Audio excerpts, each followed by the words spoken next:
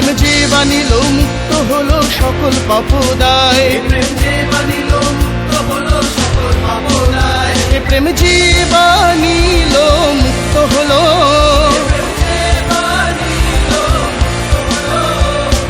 যে বানিল মুক্ত হলো সকল পাপদায়। প্রভু যিশু নামে আন্তরিক অভিবাদন। মথিলিখিত সুসমাচার 9 অধ্যায় 29 পদে লেখা আছে, তখন তিনি তাহাদের চক্ষু স্পর্শ করিলেন আর কহিলেন, তোমাদের বিশ্বাস অনুসারে তোমাদের প্রতি হোক। দুইজন অন্ধ প্রভু যীশু খ্রিস্টের পিছনে চলতে চলতে চিৎকার করে বলতে থাকলো, হে দাউদ সন্তান, আমাদের প্রতি দয়া করো। প্রভু যীশু খ্রিস্ট ঘরে প্রবেশ করলে পরে সেই অন্ধরা তার কাছে এলো। প্রভু তাদেরকে জিজ্ঞাসা করলেন, তোমরা কি বিশ্বাস করো আমি এটি করতে পারি? তারা বলল, হ্যাঁ প্রভু। তখন প্রভু তাদের চোখ স্পর্শ করে বললেন, তোমাদের বিশ্বাস অনুযায়ী তোমাদের প্রতি হোক। আর তৎক্ষণাৎ তারা দেখতে পেল। এর দ্বারা প্রভু যীশু খ্রিস্ট প্রমাণ করলেন তিনিই ঈশ্বর।